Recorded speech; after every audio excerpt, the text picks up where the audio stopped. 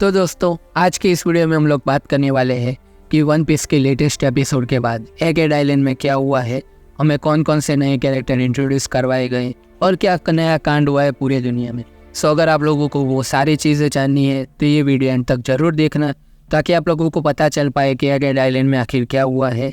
और मेन एक चीज़ थी कि यार आप लोग वीडियो को देखते तो हो लेकिन वीडियो को लाइक नहीं करते, चैनल को सब्सक्राइब नहीं करते। ऐसा कैसे चलेगा दोस्तों, हमें भी तो मोटिवेशन मिलना चाहिए थोड़ा वीडियो बनाने का। So please make sure to like the video, subscribe the channel and share it with your friends. Thank you. और हम अब आगे बढ़ते हैं और चैप्टर स्टार्ट करते हैं। चैप्टर 1083। यहाँ पे ड्रैगन, इवानको और साबो डिस्कस कर रहे थे रिवॉल्यूशन आर्मी के मारिजोएस के इन्वेजन के बाद के इफेक्ट्स के बारे में। साबो क्लेम करता है कि उसने अपने तीनों इंटेंडेड ऑब्जेक्टिव अकम्प्लिश कर दिए हैं। सबसे पहला था कि उसने सेलेस्टियल ड्रैगन के सिंबल को डिस्ट्रॉय कर दिया है। सेकंड था कि जितने बने उतने स्लेव्स को फ्री कर सकना, इंक्लूडिंग कुमा। और थर्ड था कि वर्ल्ड नोबल्स के फूड स्टॉक को डिस्ट्रॉय करना। साबो के एक्शन की वजह से दुनिया के 12 देश रिबेलियन स्टार्ट करने का डिसाइड करते हैं और एवरली ट्रिब्यूट देना बंद कर देते हैं, जिसमें से 8 देश सक्सेसफुल होते हैं। ड्रैगन यहाँ पे मेंशन करता है कि गॉड नाइट को किसी भी वक्त साबो और रेबेलिंग किंगडम के अगेंस्ट डिप्लॉय किया जा सकता है। यहाँ पे हम लोग देखते हैं कि कारासू का बैटल होता है एडमिरल फुजिटोरा के साथ, और मोल्ले का बैटल होता है एडमिरल रियोगोकू के साथ, और यहाँ पे लिंडनबर्ग कामयाब होता है स्लेव्स को आज़ाद कराने में। वीवी यहाँ पे वर्बली कन्फर्ट करती है रॉब लुची को, और वीवी को यहाँ पे फिक्र होती है सिराउसी के बारे में।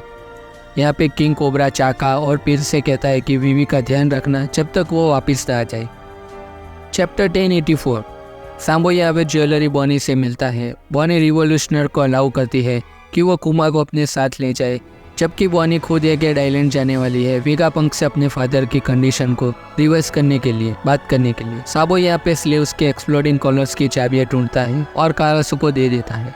साबो यहाँ पे कुछ गार्ड्स को बात करते हुए सुन लेता है, जो कि बात कर रहे थे द लॉस्ट चैम्बर रूम के बारे में, जहाँ पे जो भी जाता है वो मिस्टीरियसली डिसअपियर हो जाता है। यहाँ पे बाहर की तरफ चार्लोस सिराओसी को कुमा की मदद से रिस्ट्रेन करने में सफल हो जाता है, जो उस गार्ड साई और लियो को चार्लोस के ऊपर अटैक करने की परमिशन देता है। साई और लियो चार्लोस का सर फ्लैटन कर देते हैं, जिसे बाद में एक अटेम्प्टेड मर्डर प्लॉट के रूप में रिपोर्ट किया गया। मोल्ले और कारासू कुमा को चुराने में सफल हो जाते हैं। यहाँ पे किंग कोबरा 5 एल्डर्स के साथ हमें देखने को मिलता है। वो अपने एंसेस्टर लिली के बारे में मिस्ट्री जानना चाहते हैं, जो वर्ल्ड गवर्नमेंट के मेन फाउंडर्स में से एक थी, लेकिन वर्ल्ड गवर्नमेंट के फाउंडेशन के बाद बिना किसी रिकॉर्ड के वो गायब हो गई थी। कोबरा कहता है कि लिली का एक लेटर है जो हमारे नेफेराटी फैमिली में जनरेशन से पास होता है, जिसपे शायद व्हील ऑफ डी का रेफरेंस है। इमो अपने रूम से कन्वर्सेशन सुन लेता है और वो वहाँ पे आके एम्प्टी थ्रोन पे बैठ जाता है, जिसे देख कोबरा शॉक हो जाता है, जो अभी वहाँ पे प्रेजेंट होता है। चैप्टर 1085। कोबरा इमू का नाम पहचान लेता है और उसे फर्स्ट 20 के साथ एसोसिएट करता है। इमू कोबरा के व्हील ऑफ डी के क्वेश्चन का जवाब देता है कि एक टाइम था कि जब वर्ल्ड गवर्नमेंट के एनिमीज डी नाम कैरी किया करते थे। इमू कहता है कि नेफेराटी लिली ने एक मिस्टेक की थी, जिसकी वजह से आज सारे पोनेग्लिफ्स दुनिया भर में स्कैटर हो गए हैं। यहाँ पे 5 एल्डर्स अपने अपने वेपन्स निकाल लेते हैं ताकि वो कोबरा को मार सके, क्योंकि उसने अब इमू की एक्सिस्टेंस देख ली थी। कोबरा रिवील करता है कि नेफेराटी लिली का असली नाम नेफेराटी दी लिली था। जब वो रिवील करता है, कोबरा को एक एरो आके लग जाता है और वो एरो कोबरा की पूरी बॉडी के आर पार चला जाता है। तुरंत ही साबो वहाँ पे शो अप करता है और इमू और 5 एल्डर्स के ऊपर अपनी फ्लेम से अटैक कर देता है, लेकिन इस अटैक को इमू का कोई असर नहीं होता और वो अटैक इनइफेक्टिव बन जाता है। यहाँ पे हम लोग देखते हैं कि इमू और 5 एल्डर्स अपने आप को मॉन्स्टर के रूप में ट्रांसफॉर्म करने में कैपेबल है। हमें एक्जैक्टली दिखाया नहीं गया कि वो कौन कौन से मॉन्स्टर है। साबो कोबरा को उठाता है और एस्केप करने की कोशिश करता है और उसका और लूफी के साथ कनेक्शन जान लेता है। कोबरा का फाइनल रिक्वेस्ट साबो से होती कि वो बाहर जाके लूफी और लिली को बता दे कि नेफेराटी फैमिली भी व्हील ऑफ डी कैरी करती है। साबो अपनी चाइल्डहुड कन्वर्सेशन को याद करता है जब वो व्हील ऑफ डी की बात कर रहा था लूफी एंड एस के साथ। साबो के एक ट्रांसफॉर्म 5 एल्डर्स में से अटैक किया जाता है, लेकिन कोबरा अपनी कुर्बानी दे देता है ताकि साबो वहाँ से भाग सके। कोबरा साबो को लिली का एक लास्ट कंसेंट मैसेज भी दे देता है मरने से पहले। यहाँ पे ये सारा कांड वापोल एक्चुअली पीपल से देख लेता है और वो सारी चीज़ एक 5 एल्डर्स में से एक नोटिस कर लेता है। वापोल पनेका कैसल में से मंच करके भागने की कोशिश करता है। फुजिटोरा ने कई स्लेव्स को जो कि रिवॉल्यूशन आर्मी के द्वारा पकड़े गए थे उन्हें एस्केप करने दिया, जिसकी वजह से अब ryugoku और उसके बीच में एक लड़ाई शुरू हो जाती है। वीवी को CP0 ने कैसल के एक रूम में पकड़ के बंद कर रखा था, लेकिन तभी वहाँ पे अचानक से वापोल आ जाता है और वीवी इसी बात का फ़ायदा उठा वापोल के साथ भागने में सफल हो जाती है।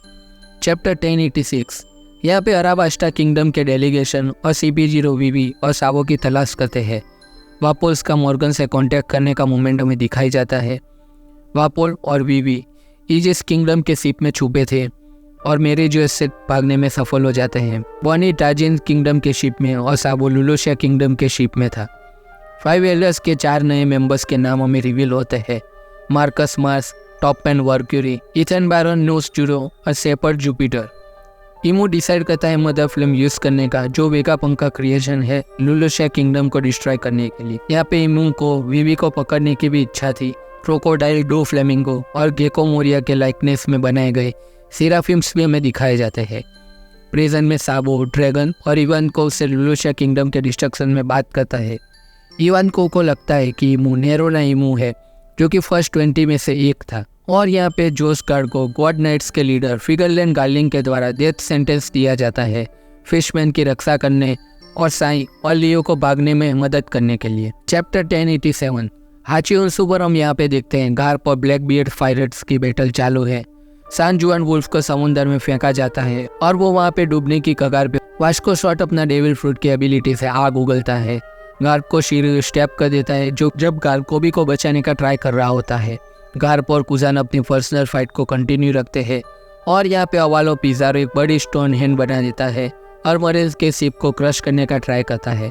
गार्प का क्रॉस स्किल बाउंड्री रिवील हो जाता है, जो कि एक मरीन एडमिरल जितना ही होता है, 3 बिलियन बेरिस। चैप्टर 1088 यहाँ पे हमें यंग कोबी को दिखाया जाता है, जो कि अपने मरीन की ट्रेनिंग कर रहा था और यहाँ पे उसने एक बैटल शिप को ही अपनी ट्रेनिंग का जरिया बना दिया था। हाचियोन्सु के बैटल रिजॉल्व हो जाती है, जहाँ पे कोबी अपना ऑनेस्टी इम्पैक्ट का यूज़ कर पूरा का पूरा पिज़ारो का हाथ तोड़ देता है और वो हेलमेप और ग्रस वापस गार्प के शिप पर पहुँच जाता है।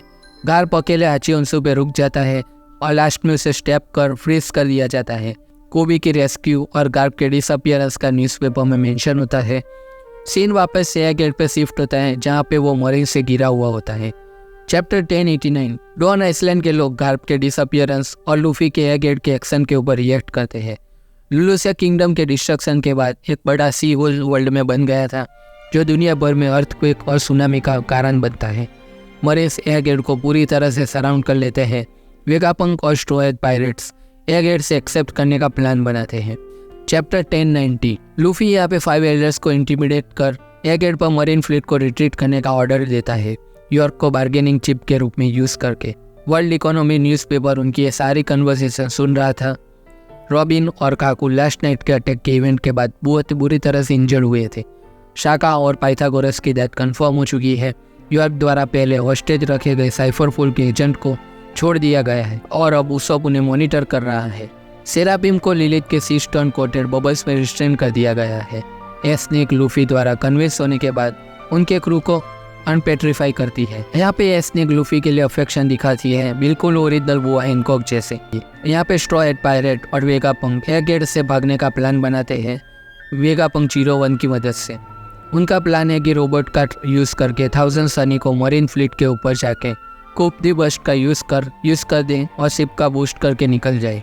लूफी, फ्रैंकी, बॉनी और लिलिथ 1000 सनी और वेगापंक 1 की तरफ जाते हैं ताकि एस्केप रूट के लिए उन्हें मूव और प्रिपेयर कर सके। सैटर्न और किज़ारो एयरगेट पर अटैक करने का प्लान बनाते हैं। किज़ारो यहाँ पे लाइट फॉर्म में एयरगेट में आ जाता है और सेंटोमारो से फाइट स्टार्ट कर देता है। सेंटोमारो ऑर्डर देता है कि पैसिफिस्टा एयरकोड के शोर के पास सारे फ्लीट्स पर अटैक करे। लूफी किसी पावरफुल इंसान को आते हुए महसूस करता है। चैप्टर 1091 मरेस पैसिफिस्टा MK3 और सी बीस्ट वेपन से लड़ना शुरू करते हैं। किज़ारो सेंटोमारो को हरा देता है। किज़ारो को अपना पहला मुलाकात याद आता है जब वो सेंटोमारो से मिला था और कैसे उसने सेंटोमारो को लड़ने के तरीके सिखाए थे। सेंटोमारो के अनकॉन्शियस होने के बाद किज़ारो अपने अथॉरिटी का यूज़ कर पैसिफिस्टा पर दोबारा कंट्रोल हासिल कर लेता है और उन्हें सी बेस्ड वेपन पर अटैक करने का ऑर्डर देता है। लूची यहाँ पे डॉक्टर वेगापंक को मारने की कोशिश करता है, लेकिन स्टसी उसके अटैक को अपने ऊपर ले लेती है और वो वहाँ पे गिर जाती। जोरो लूची के साथ बैटल स्टार्ट करता है और दोनों लेबोरेटरी से बाहर लॉन्च हो जाते हैं। सांजी नामी के बबल गम का यूज़ कर काकू को सिस्टन में रिस्टोर कर देता है। किज़ारू फ्रंटियर डेमो क्रॉस करके लाबो फेस तक पहुंच जाता है। लूफी उसे सामना करने के लिए आ जाता है तभी वहाँ पे। चैप्टर 1092 कुमा मारे जोएस पहुँच जाता है और शहर में काफ़ी तबाही मचाता है। फ्लीट एडमिरल साकाजुकी मारे जोएस में आ जाता है और कुमा से मुकाबला करता है। कुमा यहाँ पे टेलीपोर्ट करने में सफल होता है, लेकिन साकाजुकी की अटैक की वजह से वो अपनी एक टांग और अपने एक चेहरा का एक हिस्सा खो देता है। साकाजुकी को याद आता है जब उसने बॉनी को 2 साल पहले समिट वॉर ऑफ मरीनफोर्ड के बाद कैप्चर किया था। पैसिफिस्टा मार्क 3 के द्वारा सी बेस्ड वेपन को न्यूट्रलाइज कर लिया गया है और मरीज ने एयरगेट के फेब्रियो फोर्स पर कब्जा कर लिया है। लूफी और किज़ारू के बीच एक शानदार फाइट होती है। किज़ारू एक ही स्ट्राइक में लूफी को फ्रंटियर डोम के पार गिरा देता है और वेगापंक 01 को भी डिस्ट्रॉय कर देता है। किज़ारू यहाँ पे बॉनी के ऊपर भी अटैक कर देता है। एटलास, एडिसन और वेगापंक योर्क के सिक्योरिटी कोड को क्रैक करने में सफल हो जाता है। किज़ारू एसएसटी और स्टोएट के सामने लेबोरेटरी के अंदर दिखाई देता है और अचानक से वहाँ पे लूफी आ जाता है और वो अपने गियर 5th फॉर्म में एक जायंट बन चुका था और उसने किज़ारू को अपने एक हाथ से पकड़ लिया था। आयरन जायंट के आंखों में जिंदगी वापस आ जाती है गियर 5 के ड्रम्स ऑफ लिबरेशन को सुनने के बाद। चैप्टर 1093 लूफी किज़ारू को समुंदर की तरफ लॉन्च कर देता है, लेकिन किज़ारू समुंदर के पानी में गिरने ही वाला था। तभी वो एंड मोमेंट पे अपने आप को रिकवर करके एगेड आइलैंड वापस आ जाता है।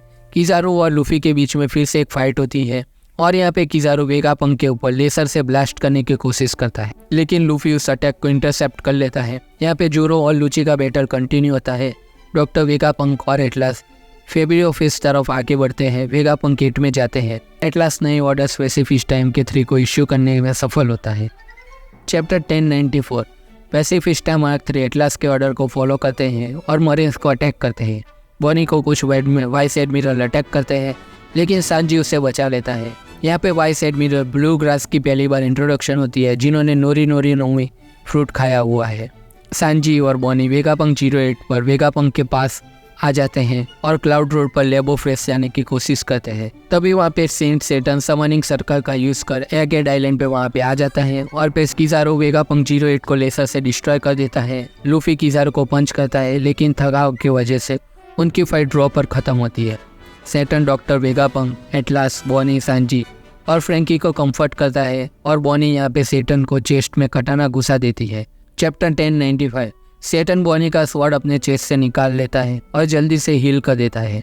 सेटन बॉनी को पकड़ लेता है और सांजी को इनकैपिटेट कर देता है।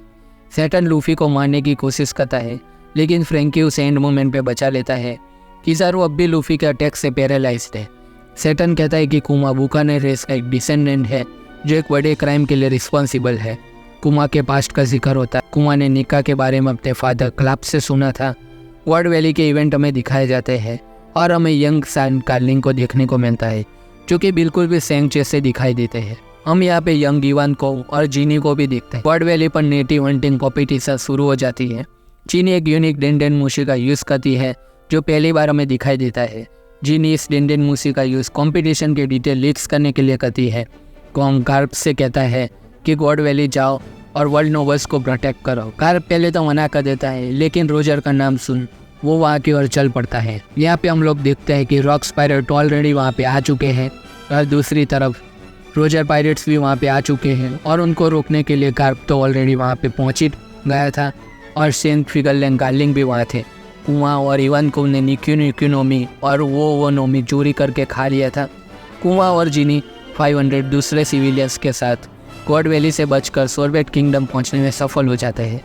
चैप्टर 1097 यहाँ पे हमें कुआं के पास्ट में बारे में और भी इन्फॉर्मेशन मिलती है। कुआं 17 साल की एज पर सोरबेट किंगडम में प्रिस्ट बन जाता है और हर वीकली वो एल्डरली के पिन को अपने आप के रिपेल कर लेता है। 22 साल की एज पर जीनी कुआं से शादी करने की रिक्वेस्ट करती है, लेकिन कुआं मना कर देता है। कुआं ड्रैगन और फ्रीडम फाइटर्स के बारे में न्यूज़पेपर से सुनता है। 25 साल की एज पर कुआं सोरबेट सोल्जर से अरेस्ट किया जाता है क्योंकि उसने एल्डर्स के एंस्लेवमेंट का प्रोटेस्ट किया था। जीनी और कुआं को फ्रीडम फाइटर्स के साथ मिलाया जाता है। ड्रैगन और इवान को सोरबेट किंगडम को ओवरथ्रो करने में कामयाब होते हैं। जीनी को यहाँ पे अडॉप्ट कर लिया जाता है और बाद में उसकी मौत हो जाती है, हमें ऐसा दिखाया गया है। चैप्टर 1098 जीनी को वर्ल्ड गवर्नमेंट ने पकड़ लिया था और वर्ल्ड नोबल की वाइफ बना दिया था। जीनी ने बॉनी को जन्म दिया, जो कि कुमा की बायोलॉजिकल डॉटर नहीं है। जिनी यहाँ पे मैरिज यूएस में डिसीज से मर गई थी, जिसे सेफायर स्कार्स कहा जाता है। कुमा बॉनी को अपनी बेटी के रूप में रेस करता है। यहाँ पे कुमा रिवॉल्यूशन आर्मी का कमांडर रहता है और बॉनी के साथ रहता है। बॉनी के डिसीज के बारे में डॉक्टर ने बताया कि वो 10 साल से ज़्यादा जिंदा नहीं रह सकती। बिकोरी सोवियत किंगडम को टेरराइज करता है और कुमा यहाँ पे विलेजर्स की मदद करता है। चैप्टर 1099 बेकोरी और कुमा के बीच फाइट होती है, जिसमें कुमा आइसलैंड के कैसल को डिस्ट्रॉय कर देता है। इस इंसिडेंट को सोलो रिवॉल्यूशन कहा जाता है। बॉनी यहाँ पे अपने आप को एज करती है, लेकिन उसकी डिसीज ठीक नहीं होती। कुमा वांटेड मैन बन जाता है और बेकोरी के साथ अपने एनकाउंटर करता है। कुमा रिवॉल्यूशन आर्मी के साथ मिलता है और बेटी के रिक्वेस्ट को अप्रूव करता है। कुमा वेगापंक से मिलने के लिए सोवियत किंगडम वापस जाता है। वेगापंक बॉनी के ट्रीटमेंट के लिए कुमा से रिक्वेस्ट करता है कि वो अपना ब्लड डोनेट करे और अपने क्लोन सोल्जर्स बनाए।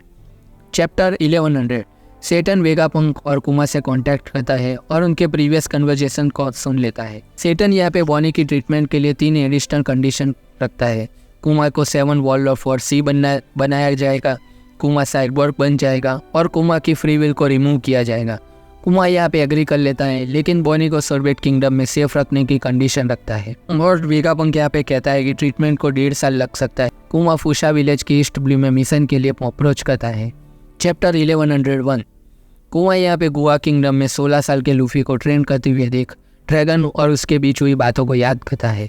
कुमा बॉनी को लेटर्स लिखता है जो कि अल्फा के द्वारा इंटरसेप्ट और डिस्ट्रॉय किए जाते हैं। बॉनी को वो लेटर कभी मिलते ही नहीं। बॉनी को कोने के कहने पर अपने पावर्स छुपाने को कहा जाता है, और लेकिन अल्फा उसे अभी यहाँ से बाहर नहीं जाने देती। कोनी बॉनी की मदद करने का प्लान करता है और बॉनी अपने आप को कोनी के रूप में डिस्गाइज करके निकल जाती है। अल्फा के अटैक करने पर बॉनी अपने पावर्स से निखा जैसी बॉडी का पाकर अल्फा को नॉकआउट कर देती है। चैप्टर 1102 कुमा के पर्सपेक्टिव से उसके पास्ट के इवेंट दिखाए जाते हैं, जैसे थ्रिलर बार्क और साबाओडी में क्या हुआ था। कुमा ह्यूमन ऑक्शनिंग हाउस के पास था जब celestial dragon hit and run incident हुआ था। वेगापंक ने कुमा के माइंड को इरेज कर दिया, जिसमें सैटर्न ने सेल्फ डिस्ट्रक्ट मैकेनिज्म इंस्टॉल करने का ऑर्डर दिया था।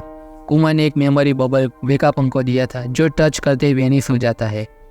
चैप्टर 1100 बॉनी वेगापंक को माफ़ कर देती है जब वो समझते हैं कि वेगापंक कुमा का माइंड इरेज नहीं करना चाहता था। वेगापंक बॉनी को एक नेकलेस देता है जो कुमा उसको 10th बर्थडे पर देना चाहता था।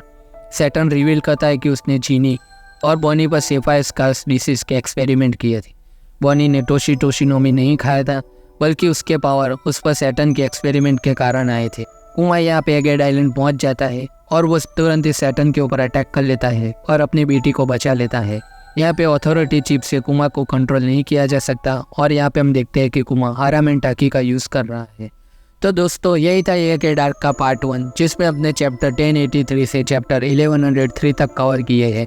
नेक्स्ट पार्ट में हम लोग कवर करने वाले हैं चैप्टर 1104 से लेके चैप्टर 1124 तक की फाइट। तो अगर आप लोग वो वीडियो चाहते हैं तो कमेंट सेक्शन में हमें भरपूर प्यार दे दीजिए और हम लोग वो वीडियो जल्द से जल्द लेके आएंगे। और अगर आपको ये वीडियो अब तक अच्छा लगा तो वीडियो को लाइक और चैनल को सब्सक्राइब कर देना। हम ऐसे ही नई वीडियो अब तक लाते रहेंगे। नया वीडियो आए तब तक के लिए गुड बाय।